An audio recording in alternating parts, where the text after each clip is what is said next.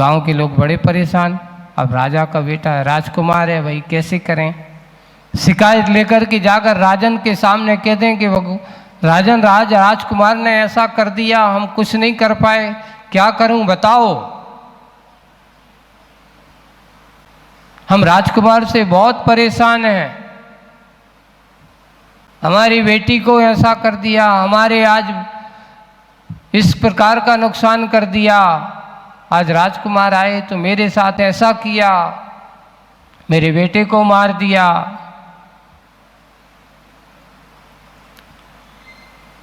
राजा बड़ा परेशान, उन्होंने आकर के राजकुमार को कई पनिशमेंट भी दिया।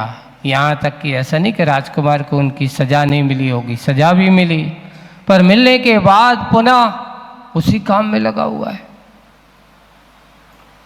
राजा ने सोचा एक काम किया जाए, इसको जब तक ये राज्य में रहेगा तब तक ये सुधरेगा नहीं। पहले क्या होता था, शिक्षण करने के लिए राज्यों में भी होते थे राजगुरु वगैरह, तो जो अच्छे होते थे तो वो राजगुरु के राजकुमारों को, अच्छे राज के अंदर जो भी वारिस होते थे उनको शिक्षण आदि कराते रहते थे, पढ़ाते रहते थे, ऐसा भी चलता था। लेकिन कुछ ऐसा भी होता था कि उन राजकुमारों को थोड़ा सा सांसारिक सुविधाओं से परे होकर के गुरुकुल आदि में भेज दो, और गुरुकुल में वहाँ सबको एक समान होते हैं। अब एक गुरु की खोज की गई और गुरु महाराज के पास कहा कि महाराज, गुरु महाराज को बुलाया गया, राज सम्मान के साथ उनको दरबार में बुलाया, भेज करके वाहन आदि, और राजा ने सारी स्थिति राजकुमार के सामने रख दी। अब वो गुरु के पास सामने रख दी कि देखिए, मैं आपका बहुत बड़ा उपकार मानूंगा कि आप मेरे अगर राजकुमार को सुधार दो, इसको पढ़ा लिखा करके आदमी बना दो।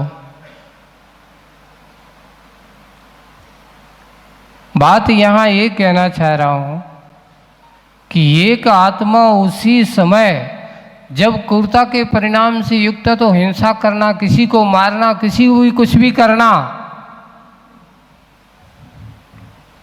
सब कुछ करता रहता है। लेकिन जिस समय उसको बोध हो जाता है, ज्ञान हो जाता है, उसी समय से उसको क्या होता है, सुधार भी आ सकता है। एक बात की जरूरत है, दिमाग में उतरने की जरूरत है, सोच की जरूरत होती है। गुरुजी ने कहा कि राजन मैं प्रयास करूंगा, आपने कहा है और बुलाया है, जिम्मेदारी दी है, और राजकुमार को मैं आज यहाँ से गुरुकुल ले जा रहा हूँ। आप कह रहे हो, पहले तो जैसे ही राजकुमार को कहा कि तुम्हें गुरुकुल जाना है, तब तो और क्या हो गए, आक्रोशित हो गए, मैं नहीं जाऊँगा, लेकिन राज आज्ञा है, तुम्हें तो जाना ही पड़ेगा। और गुरुकुल में जैसा गुरुजी कहें वैसा करना भी पड़ेगा, ये भी ध्यान रखना। वहाँ तुम्हारे लिए कोई जो कहें, जैसा काम कहें, जिस प्रकार का काम कहें वो करना ही होगा। वहाँ जाकर के गुरुकुल में गुरु महाराज उसको ले गए। अब आदत एकदम सीधी तो ठीक होने वाली है नहीं है। गुरुजी ने राजकुमार से कहा, अनादर के भाव से उसने उनकी बात को स्वीकार नहीं किया। गुरुजी ने कहा ठीक है, अभी चलना दो। वहाँ जाकर के कुछ दिन रुष्ट रहे। आखिर बहुत दिन हो गए तो वो भी सोचता कि अब तो जाना ही पड़ेगा, कुछ करना ही पड़ेगा। यहाँ आए हैं तो यहाँ तो कुछ काम बिना काम का होगा ही नहीं। आषाढ़ का महीना है।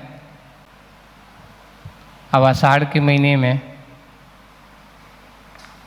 हरी खरपतवार पतवार बहुत सारी हो जाती है, किसानी का काम भी करना पड़ता है।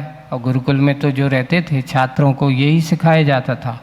पहले की शिक्षा में कर्म की प्रधानता ज़्यादा थी, किताब की प्रधानता कम थी। आज उल्टा हो गया है। क्या हो गई? आज किताबें ज़्यादा हो गई हैं, कर्म लोगों को आचरण पर ज्ञान दिया जाता था कि आपको क्या करना है। अगर पहले के स्कूलों में ये होता था कि जो पुराने बड़े बुजुर्ग होते थे उनको हर तरह से सिखाया जाता, किसानी, पौधारोपण कैसे करना है, क्यारी कैसे लगाना है ना, किस प्रकार की बागवानी करना है, और घरों में किस प्रकार की अपने और भी काम करना है। तो उनके काम के तरीके भी बहुत सारे सिखाए जाते थे। आज तो दिन भर एक ही काम है, तुम तो स्कूल आओ, पैसा दे जाओ, बस अच्छे खासे पैसे भरना है। पहले पैसे कम थे पर परिणाम बहुत अच्छे थे। आज पैसे तो बहुत ज़्यादा हैं पर परिणाम उतने अच्छे नहीं है। क्यों? लोड ज़्यादा है।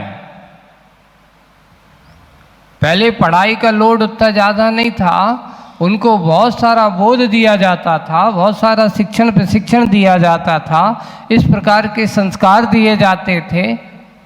वहाँ स्कूलों में जाते थे तो पहले किताबें नहीं, एक पीरियडिक दिन हम लोग जब पढ़ते उस समय एक दिन ऐसा आता था जिन्हें बिना अवस्था के स्कूल आना है।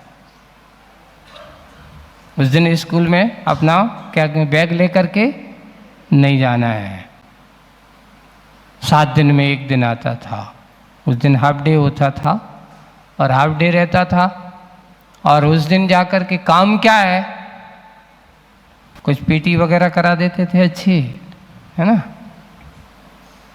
और कुछ थोड़ा सा काम हुआ, चलो आज सबको ग्राउंड पे चलना है। और ग्राउंड की क्या करना है? सफाई करना है। टीचर सब बच्चों को लेके जाएंगे, खड़े हैं, चलो इधर के गड्ढा हो गए, गड्ढा भरना है, इसको अच्छा बनाना है। 26 जनवरी आ रही है, 26 जनवरी को ग्राउंड खड़बड़ है, अब कहाँ से उतने पर मजदूर कहाँ से लाएं? तो उसको ग्राउंड पे जा कर के चूना डालना है, वो बनाना है, सारा काम। कल तुम्हें को खेलना है, बोलो देखो टूर्नामेंट होना है, तुम लोग किस किस को भाग लेना है। वहीं से आपकी क्या होगी, व्यवस्थाएं होती थी।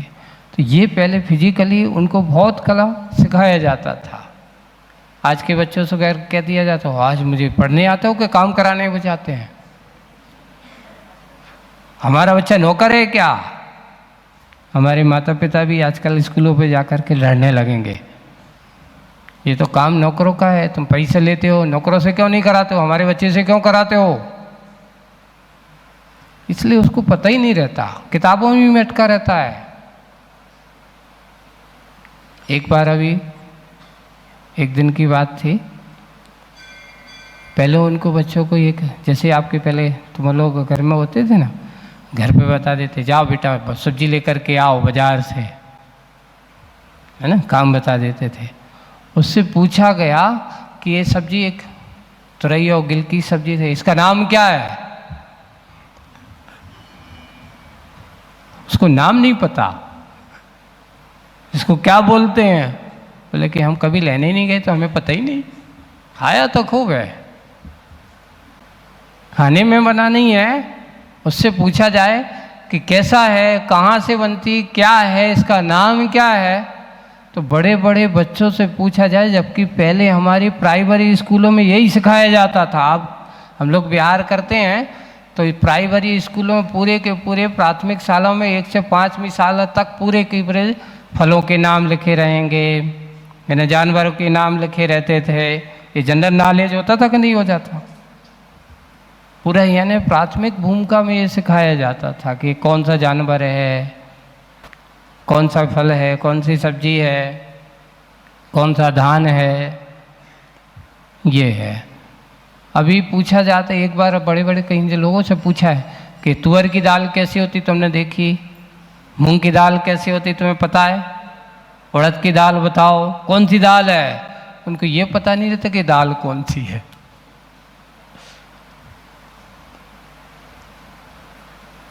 ये हमारी आज की वर्तमान शिक्षा की दशा ही है। उनको धानों के नाम याद नहीं है। तो आज सिर्फ क्या हो गया, अर्थ करी विद्या ज्यादा हो गई, संस्कार करी विद्या नहीं हुई। और वही है, वहां बात ये हुई कि राजकुमार को सुधारने के लिए अब गुरुकुल में पहुंच गए। 8-10 दिन तक तो उन्होंने अपने पूरा जोश, रोज जैसा हुआ जैसा करके गुरुजी ने कहा, देखते हैं धीरे धीरे जैसे गुस्सा शांत हो गई, थोड़ी समझ में आएगा। पर समझ में नहीं आया। एक दिन गुरुजी ने कहा कि चलो सबको आज अपने बगीचे में चलना है, गुरुकुल के बगीचे में थोड़ा सा काम करना है सबको।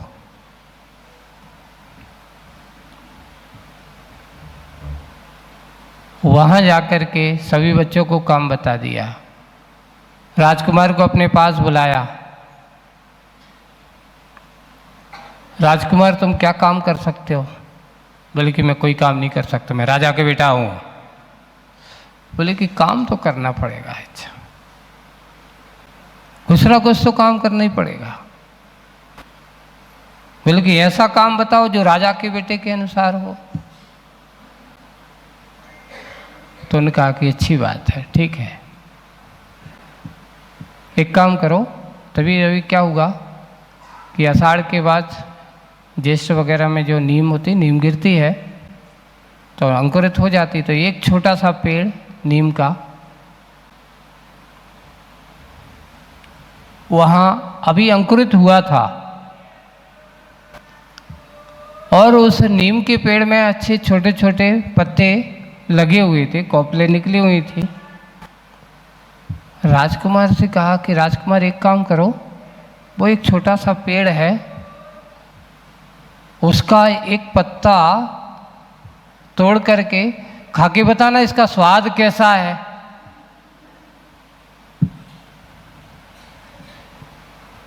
जो तुम्हारा गुरुजी को तो पता था कि कैसा स्वाद है, क्या है, वो सब जान रहे थे, लेकिन मुझे पता करना है।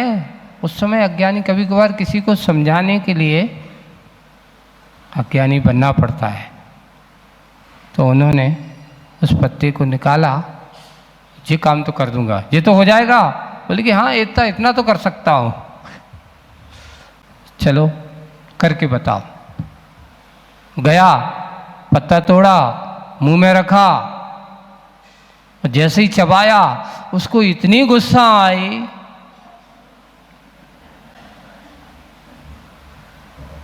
उसने उस पेड़ को लिया और पटाके उखाड़ के फेंक दिया। गुरुजी पूछते, राजकुमार ये क्या किया तुमने? ये तुमने क्या किया? उस पेड़ को क्यों उखाड़ के फेंक दिया? मैंने तो तुमसे उस पत्ते का स्वाद चखने को कहा था, कोई बड़ी बात तो नहीं थी, स्वाद चखा था। स्वाद चख करके चाहते छोड़ देते, बता देते कड़वा है ये। तो वो राजकुमार कहता है, गुरुजी जब ये पेड़ इतना छोटा है, इतना छोटा होकर के इतना कड़वा है, तो बड़ा होकर के कितना कड़वा होगा। गुरुजी ने कहा ऐसी तो कह नहीं था मैं, बस तुम्हारे लिए क्या सुनना थी, तुम्हारे मुख से यही तो सुनना था कि राजकुमार ने कहा कि जब ये इतना छोटा पेड़ जब होकर के इतना कड़वा है, तो जब ये पेड़ बड़ा होगा तो कितना कड़वा होगा। इसलिए इसे ऐसे पेड़ों को रहना नहीं चाहिए, इसलिए मैंने उसे उखाड़ के क्या कर दिया, फेंक दिया है। गुरुजी कहते, राजकुमार काश पेड़ की तरह जैसा तुमने पेड़ के बारे में सोचा वैसे तुम अपने बारे में सोचती तो कितना अच्छा होता। तुम भी अभी, तुम्हारा जीवन कैसा है, उस पौधे की तरह है। पौधे की तरह है। और तुम अगर अभी इतने कड़वे हो, इतनी कर्कशता है, तुम्हारी वाणी में इतनी कठोरता है, तुम्हारे स्वभाव में इतनी कठोरता है, तुम अगर जब बड़े हो जाओगे तो तुम्हारा क्या होगा? कौन सी प्रजा तुम्हारे पास बैठेगी? कौन सी प्रजा तुम्हारी बात को सुनेगी? कौन सी प्रजा तुम्हारी बात सुनने के लिए तुम्हारे आदेश को मानेगी? कौन सी प्रजा का सदस्य वो ये कहेंगे कि ऐसे राजा के राज में रहना ही मुझे मंजूर नहीं है? बस इतनी सी छोटी सी बात उस राजकुमार के मन में क्या हो गई? घर गई है। उस समय के बाद से राजकुमार के अंदर जो रोष था, अब रोष नहीं, अब होश में आ गए। कहते हैं जैसा गुरुजी कहें, वे कहें कि ये पढ़ना है तो बिल्कुल पढ़ना है, ऐसा करना है।